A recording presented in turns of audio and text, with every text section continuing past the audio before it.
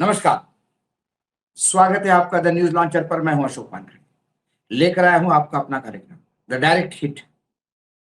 दिन भर चर्चा हो रही थी, कहीं आशा भोसले के अंतिम संस्कार की तो कहीं खाड़ी के युद्ध की।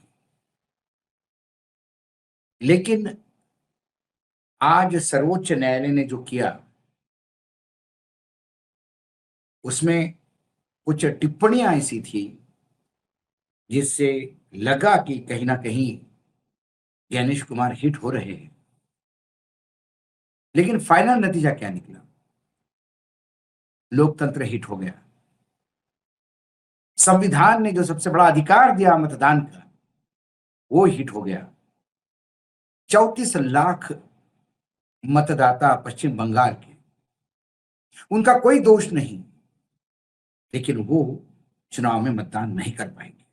एसआईआर प्रक्रिया में हटाए गए पश्चिम बंगाल के करीब 34 लाख मतदाता अब इस बार वोट नहीं डाल पाएंगे। उनकी आखिरी उम्मीद सुप्रीम कोर्ट ने भी इस मामले में दखल देने से इनकार कर दिया।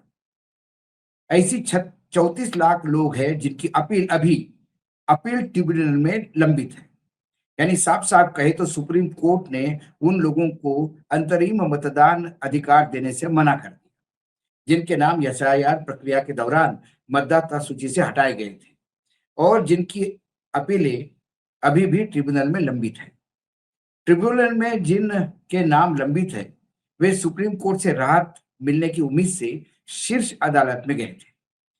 ऐसा इसलिए क्योंकि चुनाव आयोग ने 9 अप्रैल को वोटर लिस्ट फ्रीज कर दी है। अब चुनाव से पहले नया नाम शामिल नहीं किया जा सकता जब तक सुप्रीम कोर्ट कोई विशेष आदेश न दे। सोमवार को कोर्ट ने ऐसा कोई आदेश पारित नहीं किया।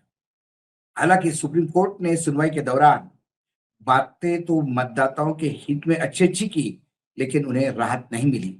मैं हमेशा कहता हूं कि हमारे जजेस भी अब नेता जैसे हो गए।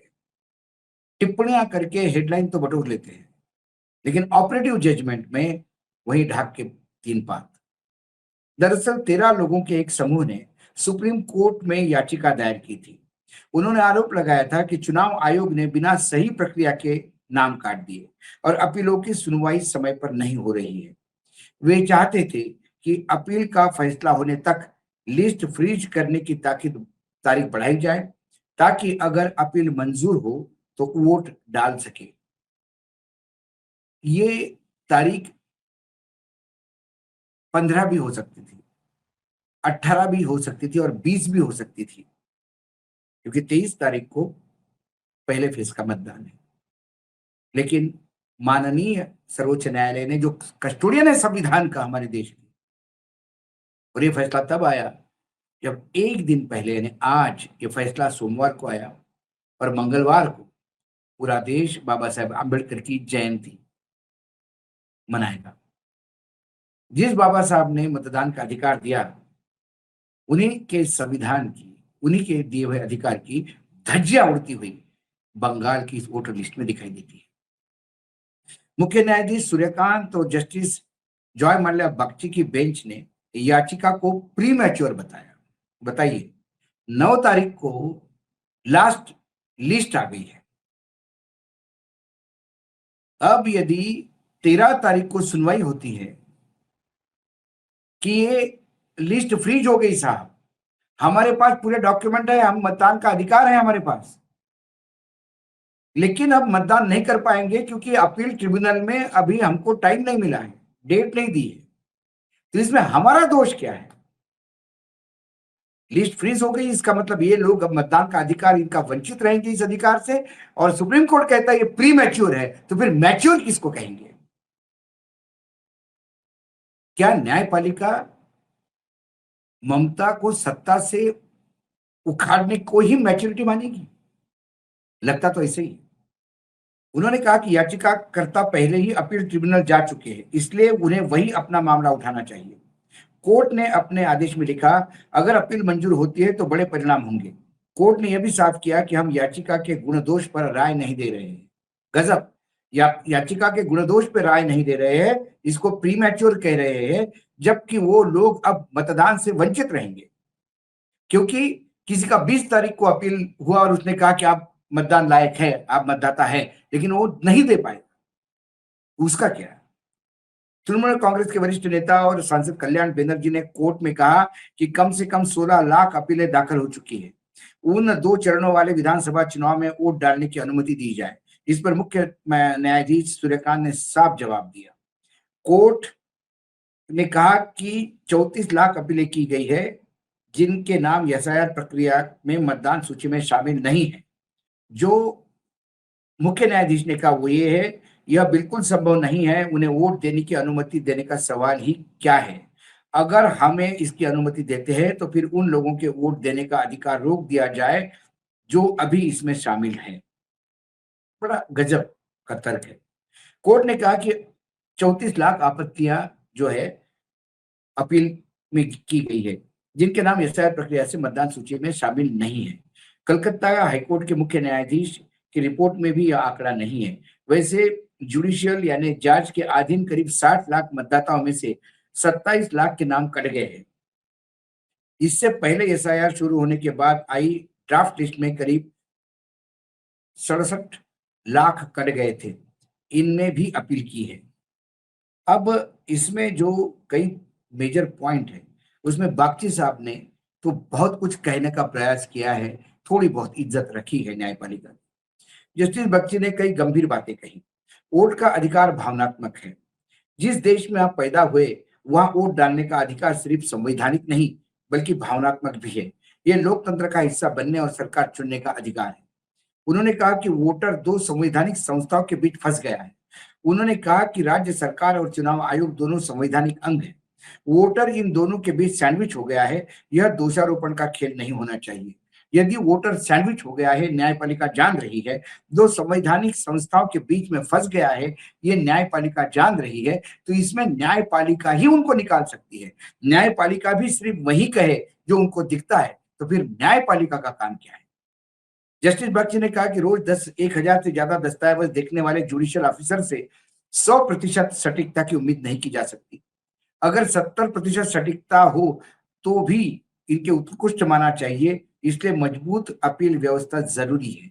अब इनको समझ में आ गया कि चुनाव आयोग में भी खामी है, एक मजबूत अपील व्यवस्था जरूरी है। अभी कब होगी, क्या होगी, क्योंकि यहाँ तो राज्य दर राज्य कब्जा करने का अभियान चल रहा है। उन्होंने कहा कि अगर बहुत बड़ी संख्या में वोटर बाहर जाते हैं और जीत का अंतर उससे कम हो तो कोर्ट को सोचना पड़ेगा। ध्यान से सुनिए बख्शी साहब की कमेंट। अगर बहुत बड़ी संख्या में वोटर बाहर जाता है और जीत का अंतर उससे कम है तो कोर्ट को सोचना पड़ेगा। उन्होंने उदाहरण दिया, अगर जीत का मार्जिन 2% हो और 15% वोटर वोट न डाल पाए तो समस्या हो सकती है। लेकिन अगर 10% वोट नहीं डालते हैं और जीत का अंतर 10% से ज्यादा है तो नहीं, लेकिन यह 5% से कम है तो हमें अपनी सूझबूझ का इस्तेमाल करना होगा। यदि सूझबूझ का इस्तेमाल होता तो यह एसआईआर मामला का रायता इतना नहीं फैलता। उन्होंने कहा कि कोर्ट को सोचना पड़ेगा। महाराष्ट्र के केस में भी कोर्ट ने ऐसा ही कहा था कि ये एकनाथ शिंदे की सरकार गैर कानूनी है। तो उन्होंने कहा कि साहब ये फिर अब उसमें जब सरकार बनने के पहले बोला था कि सरकार बना लेंगे, तो कोर्ट ने कहा कि आप हमारे पास आइए, ऐसी किसी बनाएंगे सरकार। जब बन गई तो कहा इलीगल बन गई है, गैर कानूनी है। लेकिन उस गैर कानूनी सरकार को 2.5 साल तक उन्होंने सत्ता में आने दिया। और जब सत्ता में डबल इंजन की सरकार होती है तो आने वाले विधानसभा में चुनाव में क्या हुआ, जहां लोकसभा में सुपड़ा साफ हो गया था, वह विधानसभा में बंपर मेजोरिटी। ये खेल चुनाव आयोग और सत्ता पक्ष का मिला जुला था और न्यायपालिका आंखें मूंद के देख रही थी।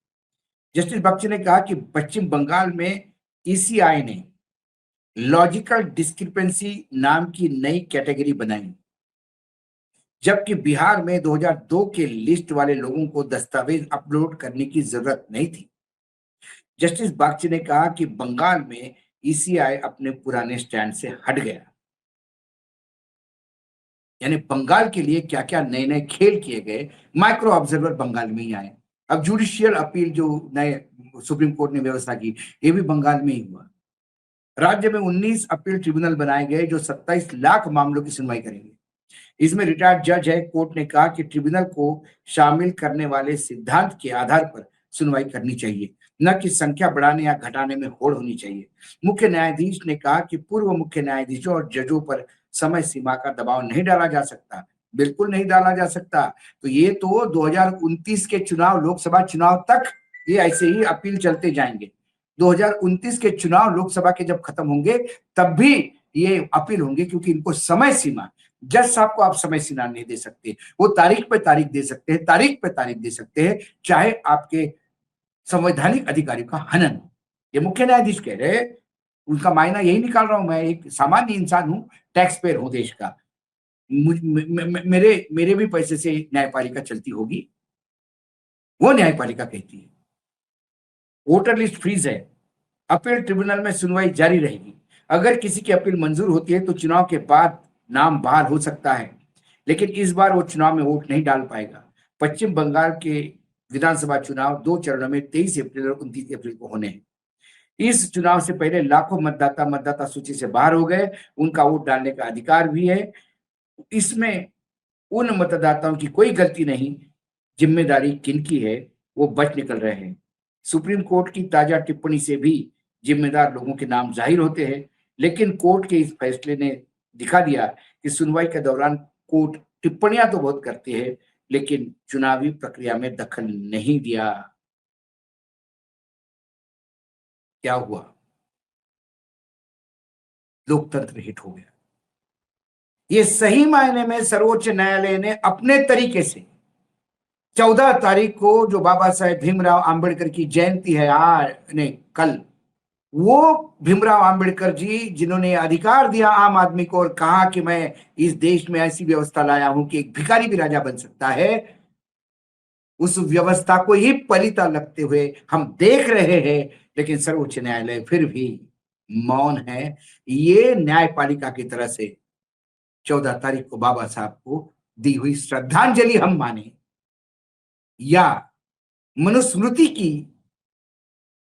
प्रवेश की तैयारियां माने, ये मैं आप पे छोड़ता हूं।